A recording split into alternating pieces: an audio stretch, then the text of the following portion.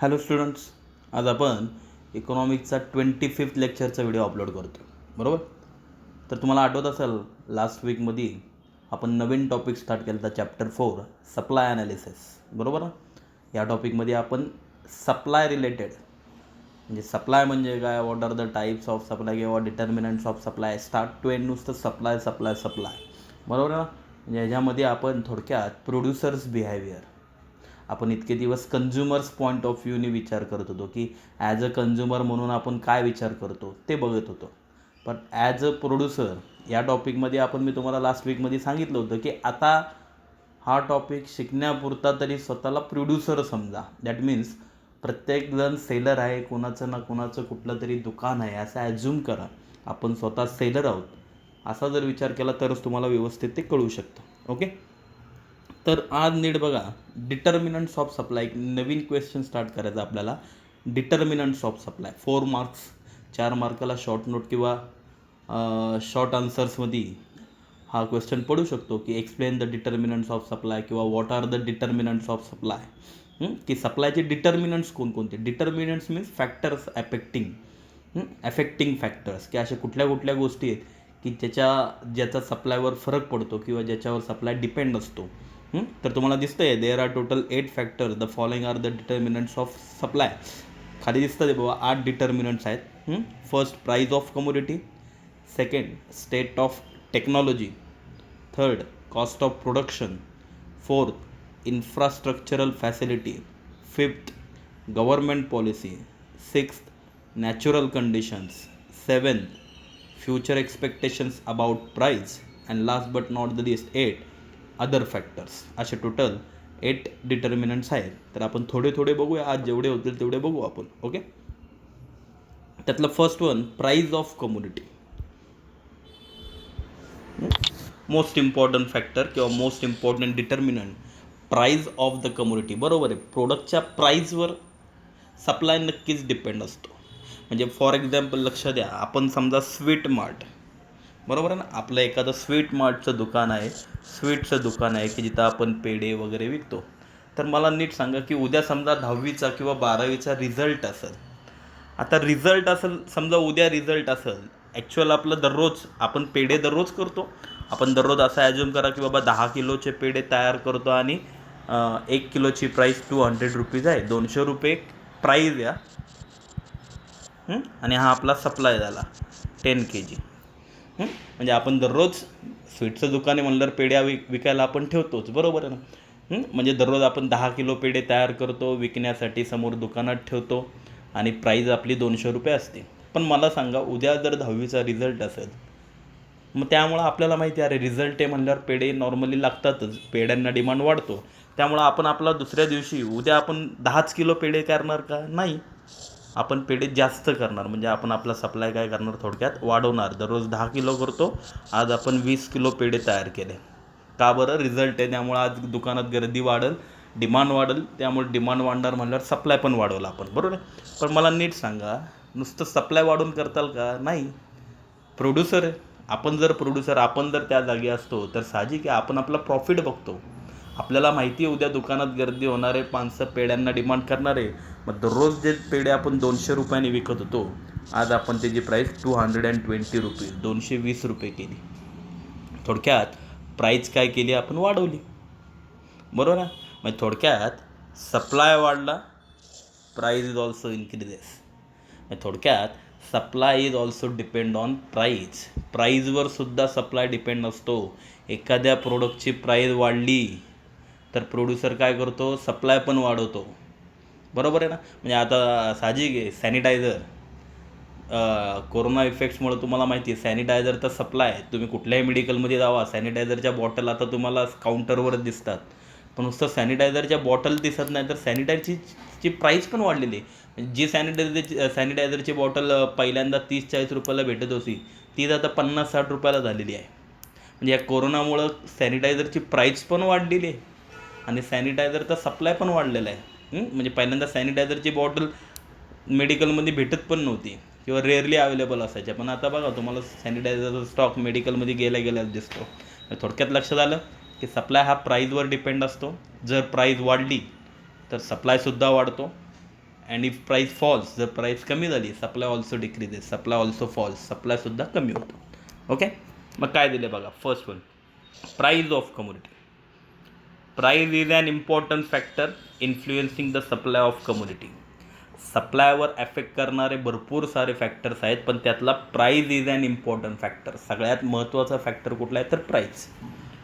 More quantities are supplied at a higher price. आत्ता ते बोललो तेच, more quantities are supplied at a higher price. म्हणजे काय, ॲट अ हायर प्राईज. जर प्राईज वाढली, मोर क्वांटिटीज आर सप्लायड, तर सप्लायसुद्धा वाढतो. आणि त्याच्यात ऑपोजिट आहे, less quantities are supplied at a lower price. मग थोडक्यात जर प्राईज कमी झाली तर सप्लायसुद्धा कमी होतो. थोडक्यात दच देअर इज डायरेक्ट रिलेशन, डायरेक्टला मी सर्कल केले, direct relationship between price and quantity supplied. ह्याचा अर्थ प्राईज अँड सप्लाय ह्या दोघांमध्ये डायरेक्ट रिलेशनशिप आहे. मी तुम्हाला लास्ट बॅचला सांगितलं होतं, डायरेक्ट आणि इनडायरेक्ट, इनवर्स, अशा दोन रिलेशनशिप असतात. इनडायरेक्ट म्हणजेच inverse. Direct and indirect. Direct म्हणजे काय, आता तुम्हाला नीट बघा, प्राईज वाढली तर सप्लाय पण वाढतो, बोथ आर इन्क्रीजेस. एक वाढला की दुसरा पण वाढतो आहे. अँड इफ प्राईस फॉल, जर प्राईस कमी झाली तर सप्लाय पण कमी होतो आहे.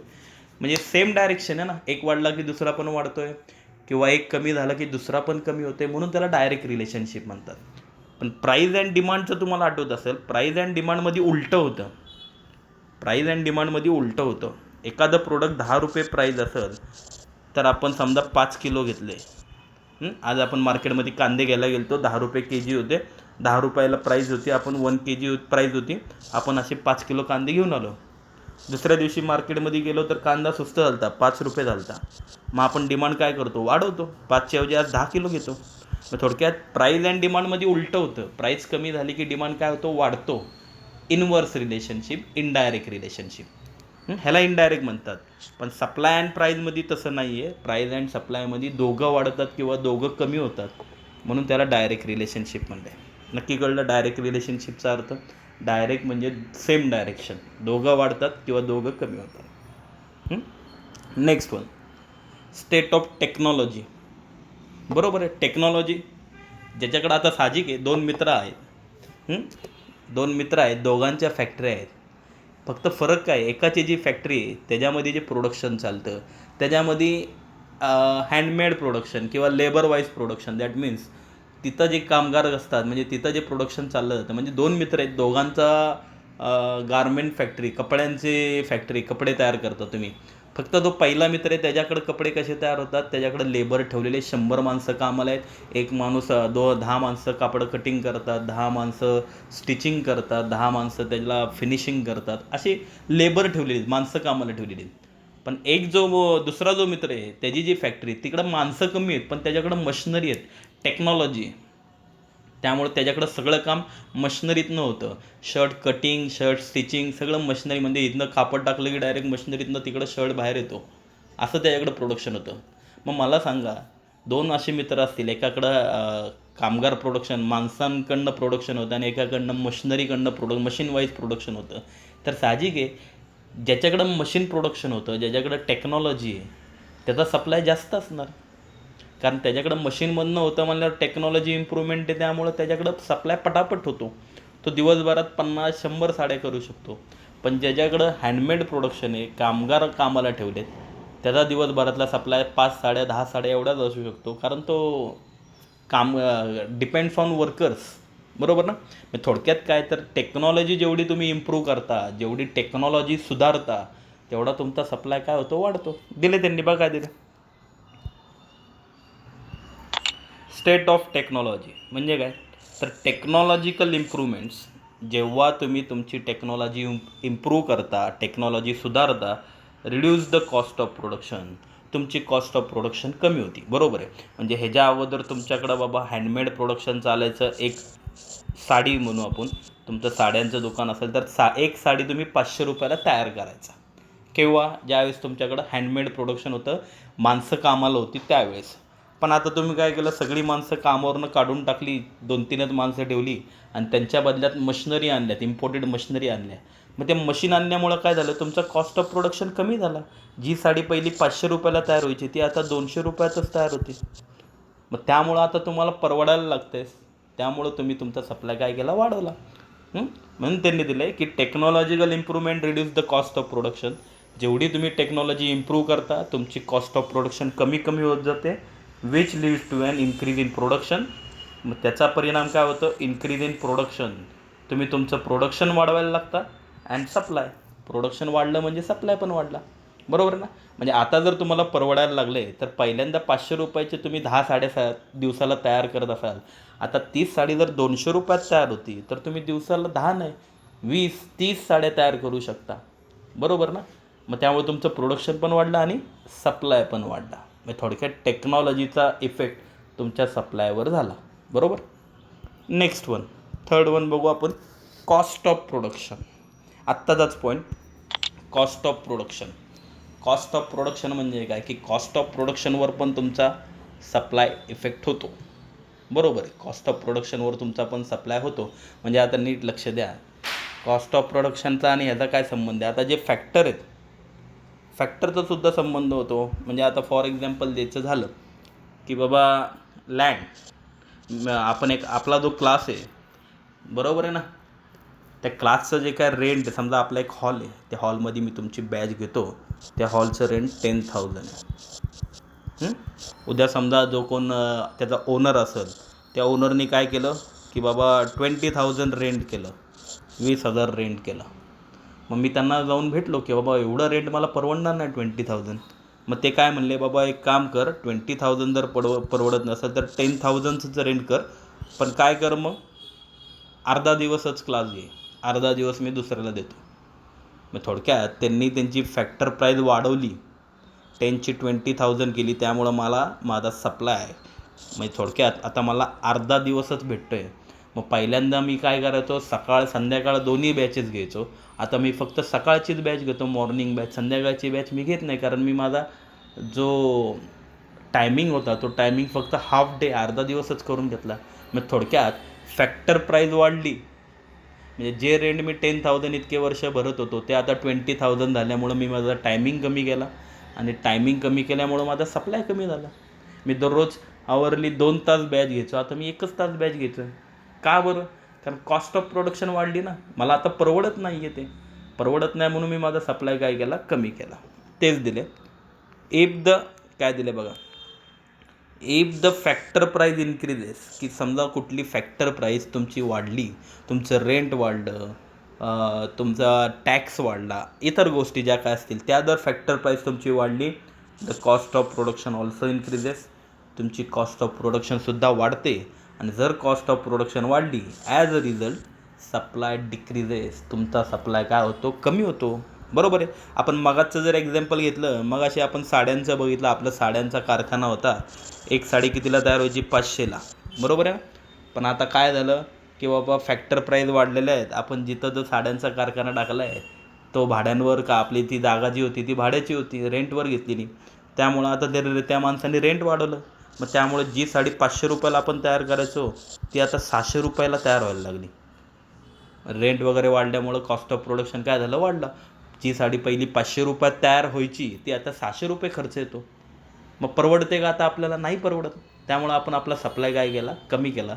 दिवसाला आपण काय करायचो, एक 10 साड्या तयार करायचो, आता आपल्याला नाही परवडत म्हणून आता आपण 8च साड्या तयार करतो.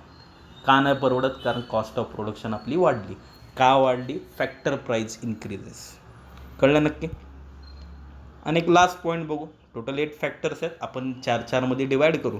Okay. Infrastructural facility, most important. Infrastructural facility म्हणजे काय, ट्रान्सपोर्ट, कम्युनिकेशन, पॉवर, लाईट वगैरे. आता म्हणजे फॉर एक्झाम्पल लक्ष द्या, तुमच्या 2 फॅक्टरीज आहेत. एक फॅक्टरी पुण्यामध्ये आहे आणि एक फॅक्टरी बाबा कुठंतरी आउटसाईडला विलेजमध्ये, म्हणजे आउटसाईड पुण्या, आपण कुठल्या तरी गावात वगैरेमध्ये आहे. म्हणजे थोडं आपण सातारा साईडला गेलो की बाबा त्या ज्या रे कुठल्या तरी एका छोट्याशा गावात आपली एक फॅक्टरी आहे. 2 फॅक्टरीज आहेत, बरोबर, एक पुण्यामध्ये आणि एक विलेजमध्ये, बरोबर. तुम्हाला ऑर्डर मिळाली एक मोठी कुठनं तरी, बरोबर आहे ना, की बाबा 1000 गुड्स त्यांना सप्लाय करायचे. तर साहजिक आहे कुठनं पटकन ऑर्डर तुमची कंप्लीट होऊ शकते. म्हणजे 2 ऑर्डर आहेत, एक 1000. तुम्ही पुण्याच्या ब्रांचला फोन करून सांगितलं की मला 1000 गुड्स पटकन प्रोड्यूस करा अँड सप्लाय करा, आणि जी विलेजमध्ये होती त्यांना पण सांगितलं 1000 गुड्स प्रोड्यूस करा आणि मला 2 दिवसात सप्लाय करा. तर सांगा बरं पहिला सप्लाय कोण करू शकतं? तर जी पुण्यामधली फॅक्टरी आहे ती तुम्हाला पटकन प्रोडक्शन करून सप्लाय अवेलेबल करून देऊ शकतात. कारण इन्फ्रास्ट्रक्चरल फॅसिलिटी पुण्यामध्ये, म्हणजे थोडक्यात पुणे नाही म्हणत मी, कुठलीही सिटी असून दे, सिटी म्हणलं की तिथं इन्फ्रास्ट्रक्चरल फॅसिलिटी इझिली अवेलेबल असतात. म्हणजे तिथं सगळ्या ट्रान्सपोर्ट फॅसिलिटी असतात, रस्ते असतात, कुठली काय गाडी लागली, ट्रक लागला, टेम्पो लागला, ते इझिली अवेलेबल होऊ शकतं. कम्युनिकेशन फॅसिलिटी असतात, तिथं सिग्नल्स असतात, कुठले बाबा काय काम असलं तर कम्युनिकेशन करता येतं, बरोबर आहे ना. किंवा पॉवर, इलेक्ट्रिसिटीचा प्रॉब्लेम नाही आहे सिटीमध्ये. एकदा लाईट असेल तर तुम्ही दिवसभर लाईटवर काम करू शकता, लाईट नसेल तर जनरेटर फॅसिलिटी पण सगळं अवेलेबल असतं. पण त्याच्याच ऑपोजिट विलेजमध्ये जर बघितलं, विलेजमध्ये इन्फ्रास्ट्रक्चरल फॅसिलिटी शॉर्टेज असतात. म्हणजे थोडक्यात विलेजमध्ये एकदा लाईट गेली की तुम्हाला माहिती आहे एक दिवस, अर्धा दिवस लाईट येत नाही. लाईटच जर नसेल तर तुमचं प्रोडक्शन कधी होणार आणि सप्लाय कधी करणार, बरोबर ना. त्यामुळं साहजिक आहे दोघांमध्ये हाच फरक आहे की पुण्यामध्ये इन्फ्रास्ट्रक्चरल फॅसिलिटी इझिली अवेलेबल आहे, त्यामुळे सप्लाय जास्त, आणि विलेजमध्ये इन्फ्रास्ट्रक्चरल फॅसिलिटी शॉर्टेज असतात, त्यामुळे सप्लाय कमी. तेच दिल्यावर infrastructure in the form of transport, communication, power, की इन्फ्रास्ट्रक्चर फॅसिलिटी म्हणजे मूलभूत सुविधा, बेसिक फॅसिलिटी, की ज्या काय बेसिक फॅसिलिटी असतात ना, ट्रान्सपोर्ट असून दे, कम्युनिकेशन असून दे, influences the production process as well as supply. या गोष्टींचा सुद्धा इन्फ्लुएन्सेस म्हणजे परिणाम होत असतो the production process as well as supply. या गोष्टींचा सुद्धा प्रोडक्शन प्रोसेसवर ॲज वेल ॲज सप्लायवर परिणाम होत असतो. आता हे वाक्य काय दिलं बघा, शॉर्टेज ऑफ दिस फॅसिलिटी, की ह्या फॅसिलिटी जर तुमच्याकडं शॉर्टेज असेल, कमी प्रमाणात असेल, डिक्रीजेस द सप्लाय, बरोबर ना. की शॉर्टेज ऑफ दिस फॅसिलिटीज, या फॅसिलिटी जर तुमच्याकडे शॉर्टेज असेल, डिक्रीजेस द सप्लाय, तर तुमचा सप्लाय पण कमी असतो. अँड वाईस वर्साचा अर्थ मी सांगितला आहे. वाईस वर्सा म्हणजे तेच सेंटेन्स ऑपोजिट पुढं लिहायचं असेल तर ऑपोजिट न लिहिता तो शब्द वापरला तरी चालतो. वाईस वर्सा म्हणजे त्याच्या उलटं. मग थोडक्यात तुम्हाला सेंटेन्स लिहिता असेल तर सेंटेन्स लिहू शकता की plenty of this facilities, plenty means जास्त प्रमाणात, प्लेंटी ऑफ दिस फॅसिलिटीज, की ह्याच फॅसिलिटी जर तुमच्याकडं प्लेंटी अवेलेबल असतील, जास्त प्रमाणात अवेलेबल असतील, इन्क्रीजेस द सप्लाय, तर तुमचा सप्लाय काय होतो, वाढतो. बस थोडक्यात नक्की लक्षात आलं ना, की जेवढ्या इन्फ्रास्ट्रक्चरल फॅसिलिटी जास्त तेवढा सप्लाय जास्त, आणि जेवढ्या इन्फ्रास्ट्रक्चरल फॅसिलिटीज कमी तेवढा सप्लाय कमी. ओके. तर टोटल आपण 8 फॅक्टर्स आहेत. 8 फॅक्टर्समधले आपण फर्स्ट 4 फॅक्टर्स, पहिले 4 फॅक्टर्स आज बघितलेत. रिमेनिंग 4 फॅक्टर्स आपण उद्याच्या लेक्चरमध्ये बघू. तर आज तुम्ही फक्त काय करा, जेवढं झालं तेवढं फक्त नोट डाऊन करून होमवर्क जो काय असेल तो सेंड करा. Okay, bye.